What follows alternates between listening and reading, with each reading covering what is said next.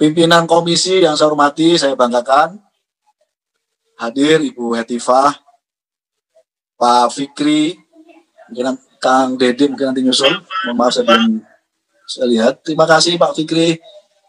Ya, assalamualaikum anggota semuanya. Assalamualaikum 10, Pak Ketua. Seluruh anggota Komisi 10 yang saya hormati, saya banggakan. Ucapkan Bismillahirrahmanirrahim. Agenda rapat RDPU pada pagi hari ini, agendanya 2. Yang pertama, penyampaian aspirasi terkait keberadaan guru dan tenaga kependidikan honorer. Agenda yang kedua, peninjauan kembali terkait regulasi P3K, rekrutmen P3K pada tahun 2021.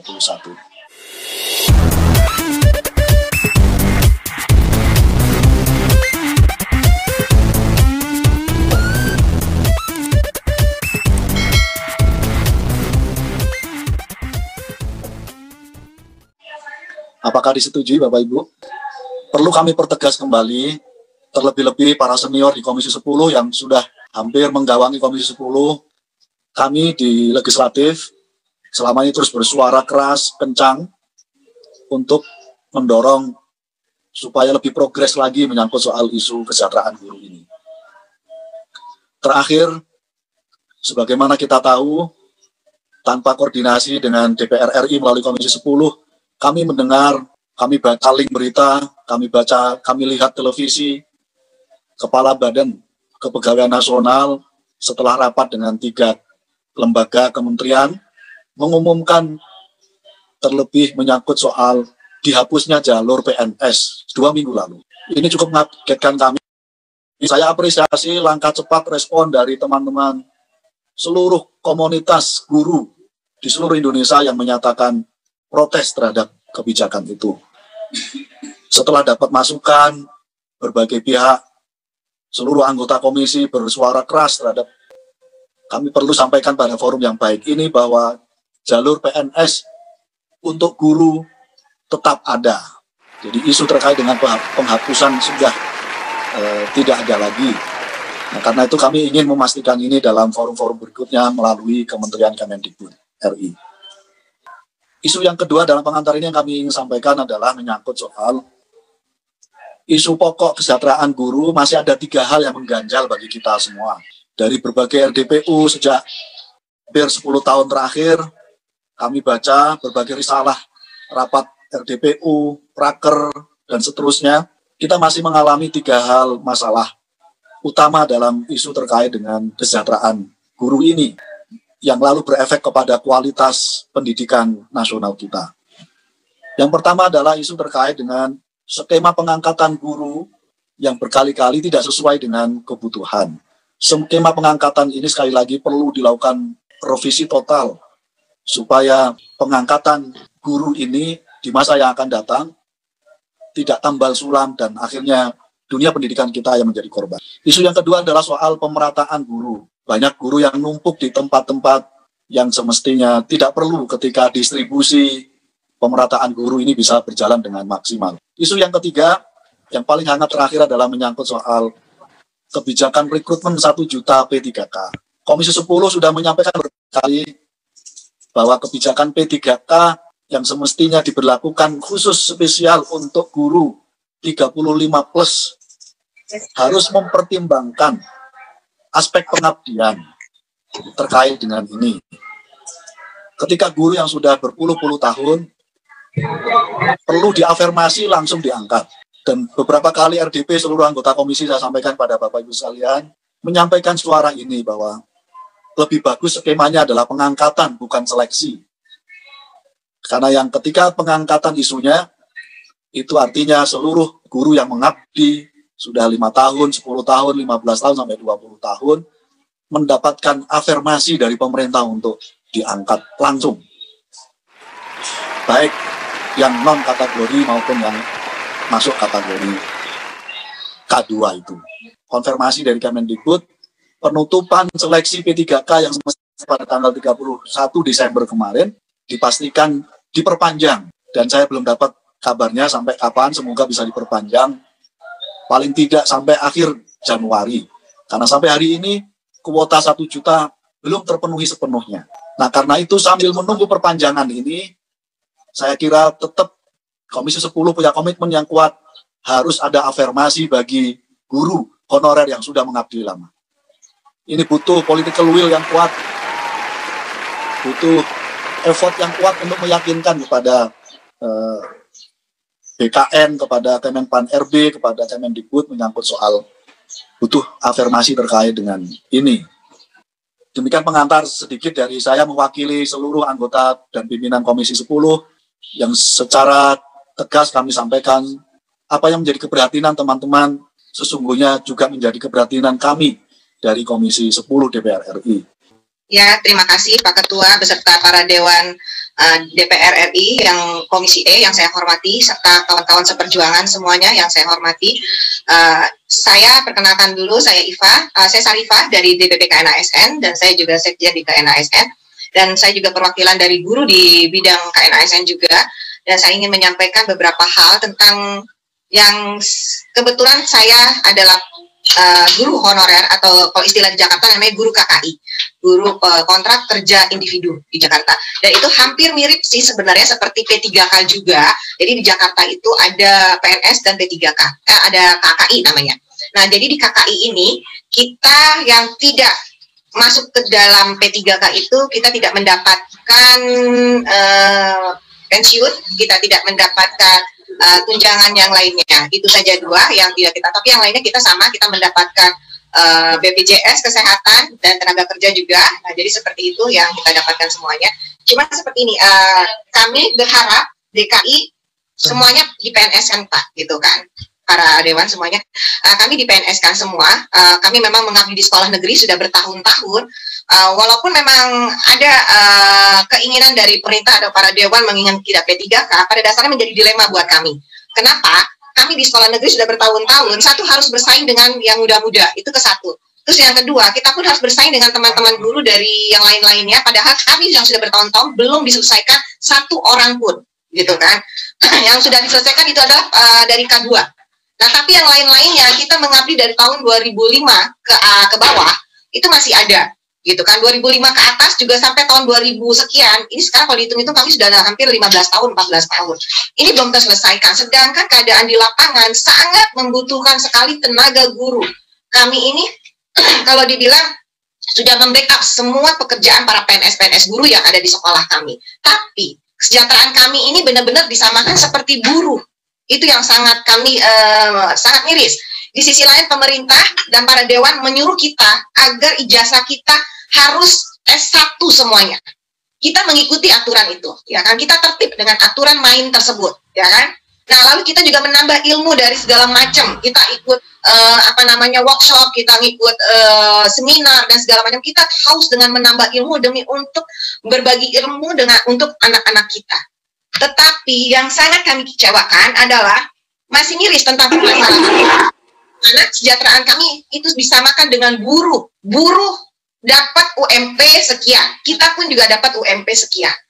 Di mana perjuangan yang kita berkali-kali berpuluh-puluh kali datang ke DPR, berpuluh-puluh kali ketemu dengan para Mendikbud, dengan siapapun kita temuin untuk mencapai permasalahan kita ini. Ini sangat miris sekali.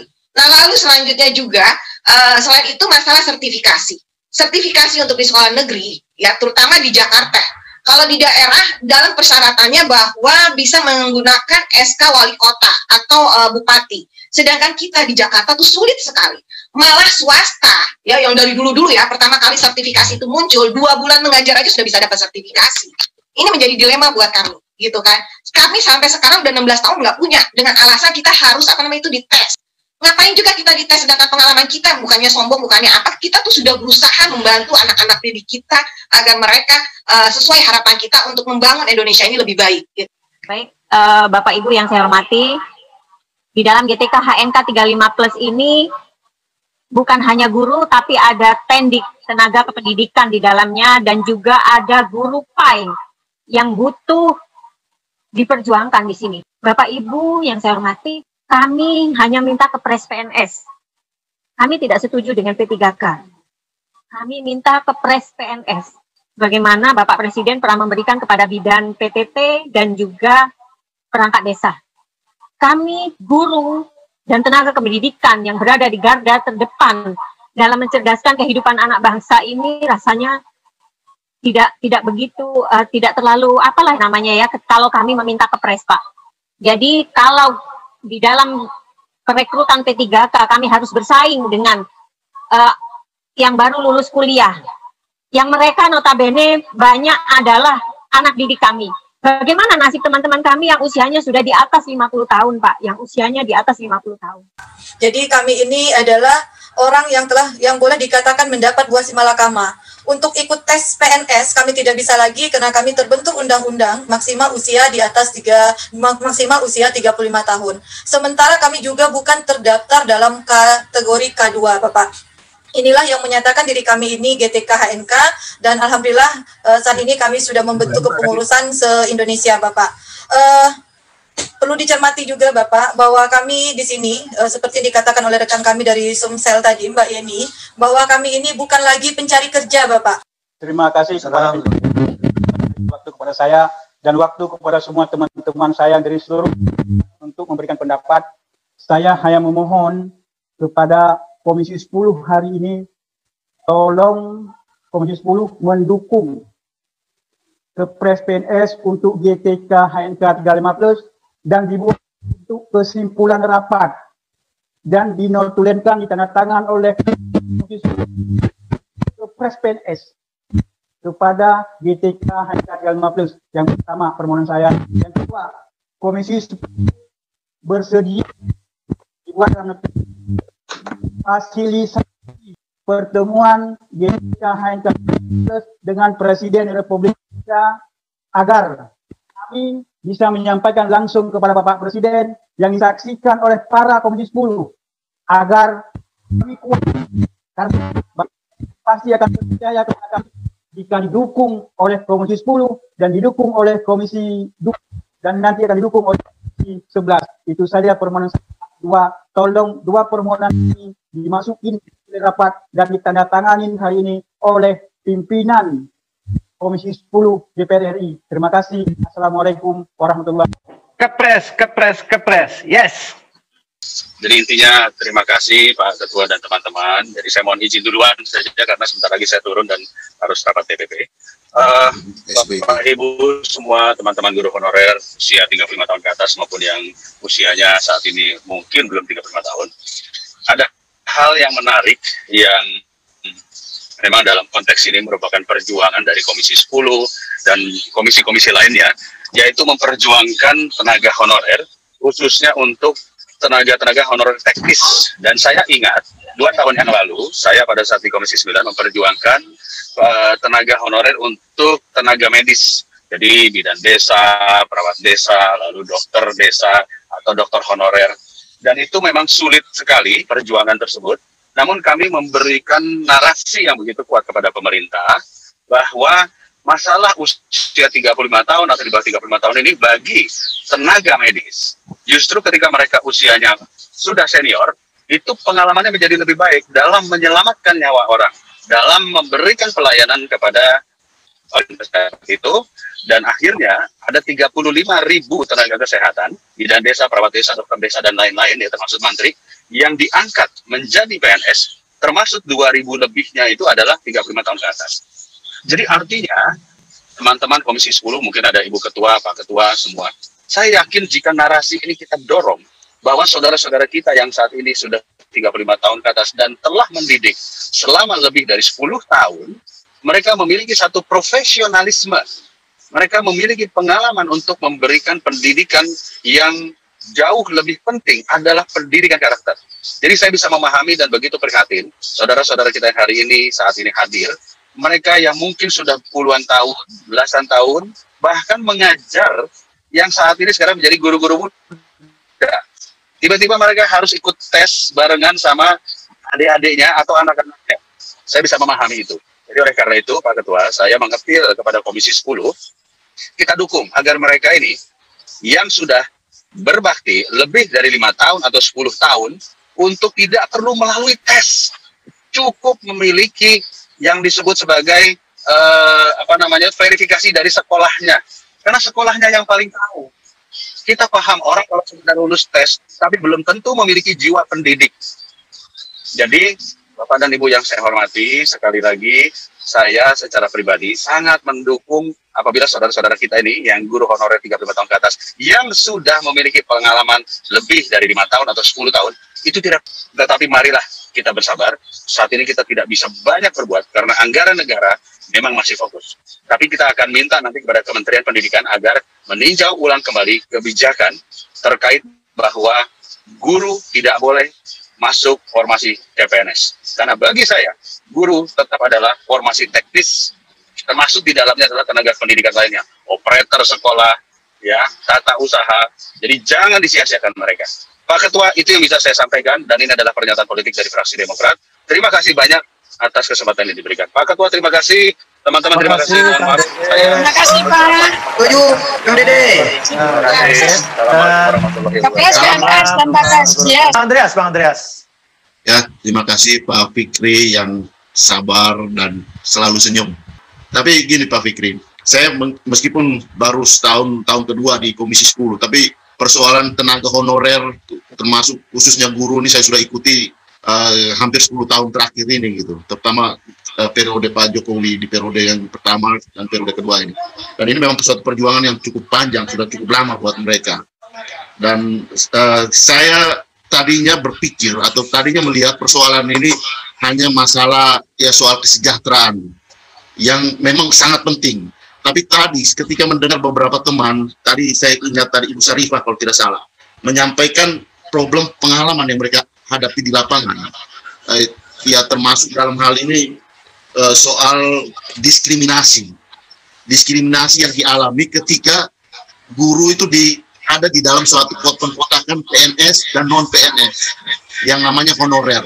Saya kira ini problem psikologis yang tidak bagus. Kita bayangkan kalau seandainya kita di dalam profesi yang sama, tugas yang sama, beban kerja yang sama, sudah digaji, kemudian mengalami problem psikologis diskriminatif. Saya kira ini, ya saya melanjutkan apa yang disampaikan oleh Kang Dede tadi juga gitu, bahwa ya hal seperti ini harus menjadi argumentasi kita kepada pemerintah untuk menyampaikan kepada pemerintah yang mungkin mereka tidak rasakan bahwa persoalan-persoalan yang dihadapi oleh teman-teman tenaga non-PNS, baik itu tenaga pendidikan maupun non-pendidikan yang ada di sekolah-sekolah ini harus menjadi perhatian pemerintah. Dan saya mendukung, dan saya minta teman-teman Komisi 10 kita mendukung mereka sehingga yang mereka diberikan kesempatan tidak harus lagi pakai tes, karena dengan pengalaman yang mereka miliki lebih dari 5 tahun mereka bekerja dengan usia yang di atas 35 tahun, tentu ini tingkat kematangan emosional, tingkat kematangan ya psikologis, tingkat kematangan di dalam pedagogis ini sungguh sudah teruji. Oleh karena itu saya kira pada kesempatan ini bahwa tahun 2021 ini menjadi suatu tahun perjuangan dan titik balik untuk kita memberikan kesempatan atau melalui pemerintah meminta pada pemerintah supaya pemerintah memberikan kesempatan mereka untuk menjadi PNS. Saya mau mengatakan bahwa kami baru mulai bersidang sejak Senin kemarin, dan semasa reses kemarin saya pun juga mengadakan audiensi secara Zoom dengan forum komunikasi guru bantu se-DKI Jakarta. Dan mayoritas dari para guru ini, ya tentunya kami di Komisi 10 tidak pernah membedakan antara guru negeri ataupun guru swasta, namun yang mereka sampaikan itu juga memang sama dengan apa yang Bapak Ibu sampaikan sekalian. Nah untuk itu tentunya tanpa mengulang-ulang lagi, saya ingin mengajak kita semuanya, pimpinan Komisi 10 dan seluruh anggota, mari kita sama-sama bergotong royong, saling bahu-membahu, karena kita tahu bahwa ini bukan hanya ada di wilayah Komisi 10, tapi juga ada di wilayah Komisi 2 dan ada di wilayah Menpar RB.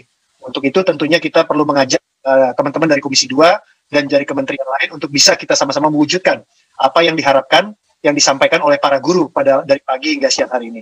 Kami mendukung ya teman-teman GTK HNK tadi untuk bisa diangkat sebagai PNS, karena memang sewajarnya demikian.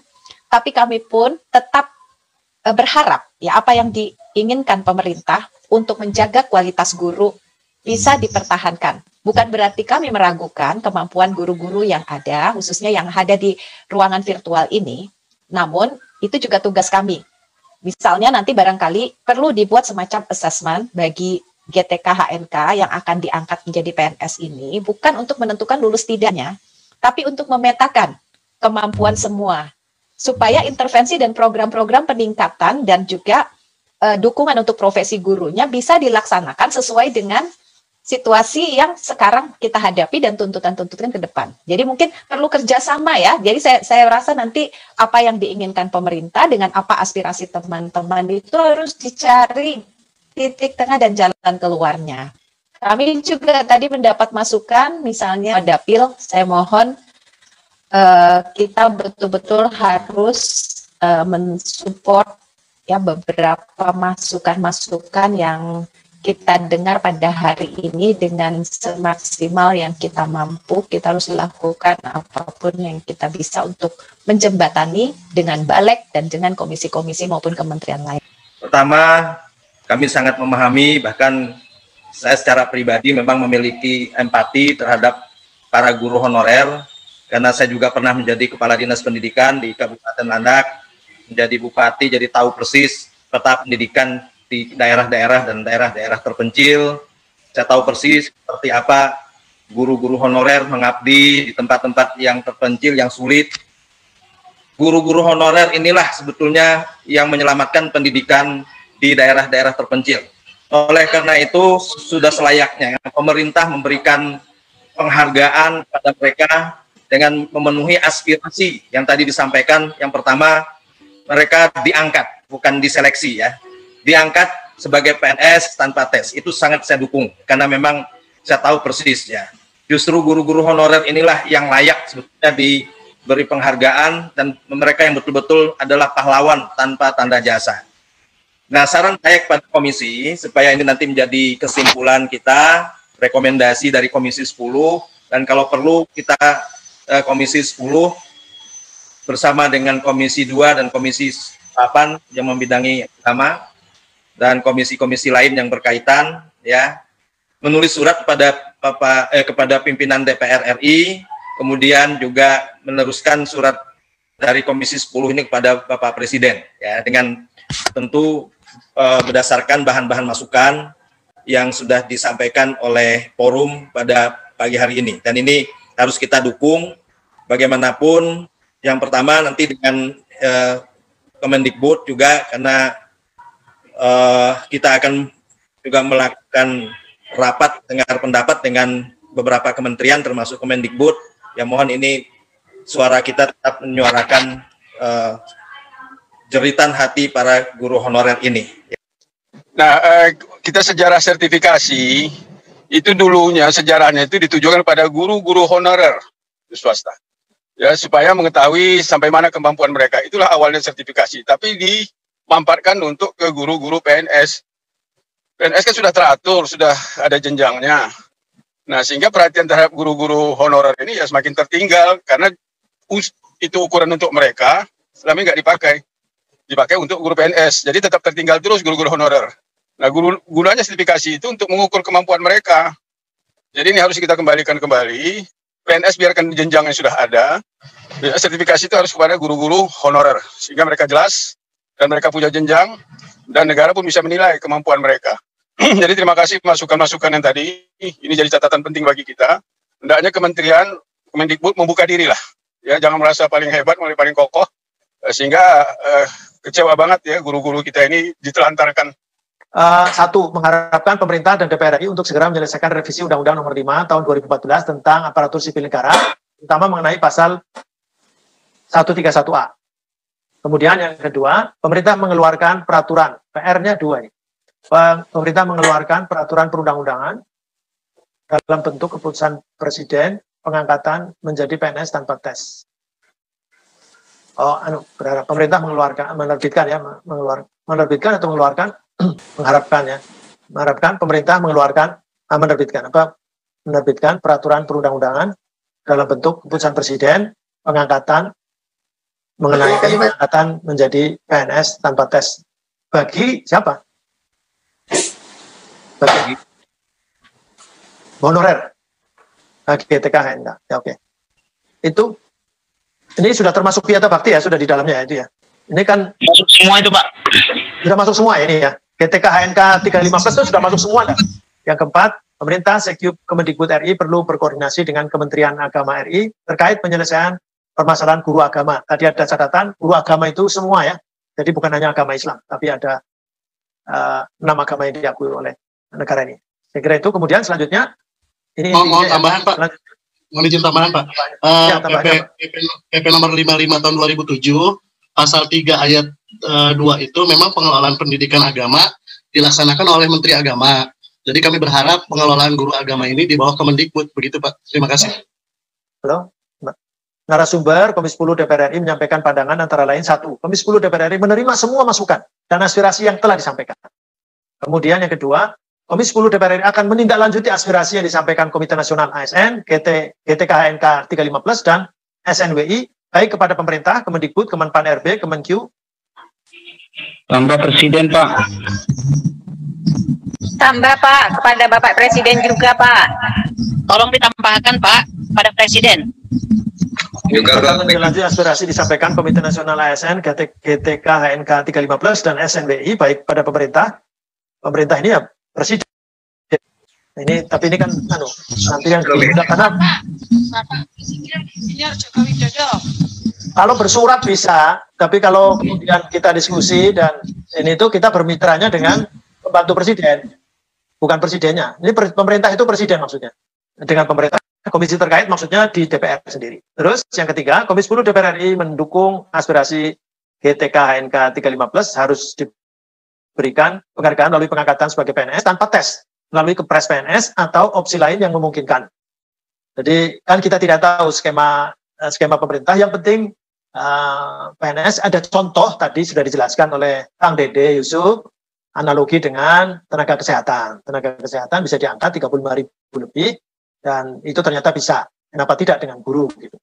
Kemudian yang ke izin pimpinan. Ya, untuk angka 3 ini izin Pak Fikri. Pak Sidot. Ya Sidot, Pak Sidot silakan ya. Pak Sidot. Untuk poin 3 ini saya usulkan Komisi 10 DPR RI mendukung aspirasi GTK HNK 35+ untuk diangkat. Benar itu Bu. Benar.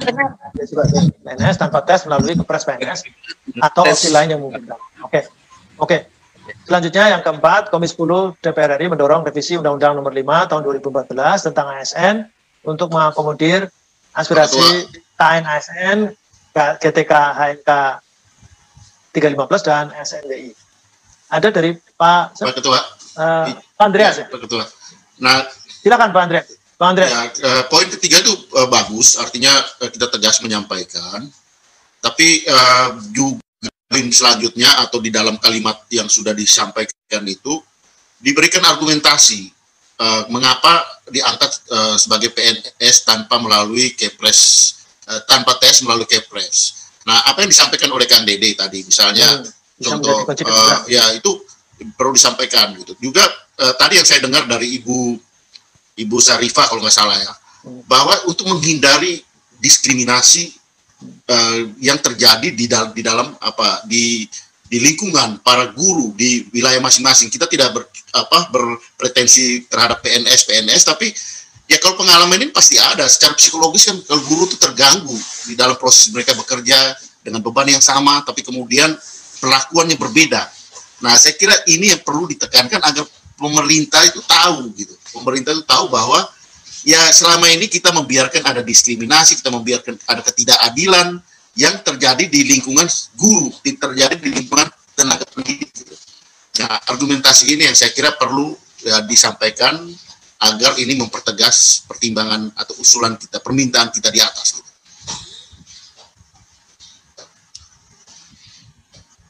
Ya, pengabdian, betul. Untuk menghindari diskriminasi dan ketidakadilan yang terjadi di lingkungan tenaga pendidik. Ya, di lingkungan tenaga pendidikan. Oke. Saya kira itu, Pak Fikri. Sudah cukup itu. Itu Pak, pendidikan, tenaga kependidikan bisa ditambah. Nah, istilahnya itu pendidik dan tenaga pendidikan atau guru dan tenaga kependidikan. Iya, pendidik dan tenaga kependidikan. Itu Pak Gubernur. Tenaga pendidik dan kependidikan. Oke. Izin pimpinan menambahkan yang 35 ke atas. Izin pimpinan. Ya, Pak Adrianus. Ya, mungkin bisa ditambah satu kata lagi dengan mempertimbangkan pengabdian keadilan, dan menghindari diskriminasi. Oke, udah cukup ya. Nah, ini yang penting itu sebetulnya pelaksanaannya, ini terlalu panjang kalau tidak dilaksanakan juga. Yes, action Pak, action.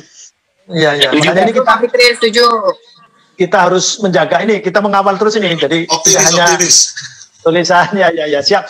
Oke, terus sudah Komisi 10 DPR RI mendorong revisi ini. Sudah cukup. Yang keempat terus Mbak ini, tambahan paparan dan masukan yang disampaikan para narasumber menjadi bagian tidak terpisahkan dari NDPU ini dan substansinya akan menjadi bahan rapat Komisi 10 DPR RI dengan pemerintah. Gimana? Ada ya? Ada siapa tadi? Ya, Imam Pak, Imam dari guru agama Pak. Oh ya. PLSM Pak. Ini kan permasalahannya guru negeri Pak. Ya. Jadi memang guru-guru agama di negeri ini terdaftar di Kemenak dan Kemendikbud. Kami ini di Dapodik dan di Siaga. Jadi kami sangat berharap gitu penanganan guru agama ini itu di bawah Kemendikbud. Gitu, karena kalau guru agama itu kebanyakan guru penanganannya guru madrasah, karena realnya itu kami digaji oleh Pemda, begitu. Ini sekarang nomor 4, perintah Sekyu Kemendikbud RI perlu berkoordinasi dengan Kementerian Agama ini terkait penyelesaian permasalahan guru agama. Ya betul Pak. Nah, apa perlu tambahan? Kalau perlu tambahan kalimatnya seperti apa? Kalau nggak cukup ini, kalau tidak cukup berarti apa namanya? GTK HNK 315 berharap mungkin khusus guru agama yang dibawa Kemendikbud, Pak, supaya itu di Kemendikbud saja. Ya, berbeda betul. Dengan guru agama dibawa Kemenak, madrasah atau sekolah-sekolah swasta itu yang memang dibawa Kemenak, ditangani oleh Kemenang. Kalau bisa, kalimatnya. Ketua izin Dewi Koryati, Ketua. Ibu Dewi Koryati di Bengkulu, ya, silakan. Poin 4 itu sudah mencakup tadi yang mencakupan keluhan-keluhan tadi itu. Ya. Karena kita tidak boleh juga masuk wilayah sampai ke sana. Ya, jadi betul. Memang poin 4 ini sudah menjawab kerisauan dari yang disampaikan tadi. Saya rasa poin 4 ini bisa dibungkus, Ketua. Nanti akan dieksplorasi lagi. Kalau butuh nanti kita ngundang juga Bapak Ibu lagi ketika kita ada kesulitan memberikan penjelasan tentang apa yang dimaksud dengan penyelesaian permasalahan guru agama. Jadi nanti siap-siap. Jadi nanti undang Pak. Ya. Oke, saya kira udah cukup Bapak Ibu. Izin Pak. Nambah. Pak. Nambah apa ini Pak? Halo, udah cukup ya? Saya kira itu Bapak Ibu yang bisa kami sampaikan dan nanti segera ini menjadi dasar untuk kita berkomunikasi, berapat baik itu raker dengan Menteri maupun juga RDP dengan 1 di Kementerian. Ada rapat yang juga lintas kementerian bahkan dengan komisi lain. Nah, kalau diizinkan oleh komisi lain, maka kita akan mengundang mitra mereka untuk berkomunikasi atau rapat dengar pendapat dengan Komisi 10. Saya kira itu. Mohon dukungannya, nanti Bapak Ibu juga perlu ikut terus, lalu mengawal, andaikan tidak ikut datang secara fisik kalau sudah diperbolehkan setelah PSBB, mungkin juga bisa ikut terlibat dalam Zoom. Kalau tidak, maka kita siap untuk kemudian diikuti terus untuk supaya nanti kalau ada hal-hal tertentu yang kita keliru mungkin bisa saja apa yang dimaksud oleh Bapak Ibu ternyata itu berbeda responnya oleh pemerintah atau mungkin kita tidak pas untuk menyampaikan, mohon untuk dibantu. Makanya sekali lagi untuk tidak berhenti komunikasi, tidak hanya kalau ada yang sudah komunikasi dengan Bu Dewi Koryati tadi, ada yang dengan Bu Hetifah dan sebagainya, jaga hubungan itu, Pak Adrianus Asiasido dan seterusnya, jangan berhenti. Tadi Pak Andreas Hugo Pariera yang dari NTT juga saya kira berkomunikasi terus dan supaya tidak hilang, supaya nggak hilang kontak. Kalau hilang kontak nanti meledak. Jadi harus terus kita menjaga komunikasi. Siap. Pak Ustadz sudah bilang seperti itu, kita laksanakan. Bisa aja Bapak ini. Keren, Mbak Andrea. Sekali lagi, supaya bersama-sama. Kita ini bersama-sama. Kalau cuma sendiri itu nggak bisa selesai. Kalau kita hanya sendiri. Setuju, Pak. Udah 4 jam. Jadi sekali lagi terima kasih atas kontribusi Bapak Ibu dan sebagaimana permohonan kami tetap minta pengawalan bersama dan atas izin Bapak Ibu, maka rapat dengar pendapat umum pada hari ini dinyatakan ditutup. Assalamualaikum. Terima kasih.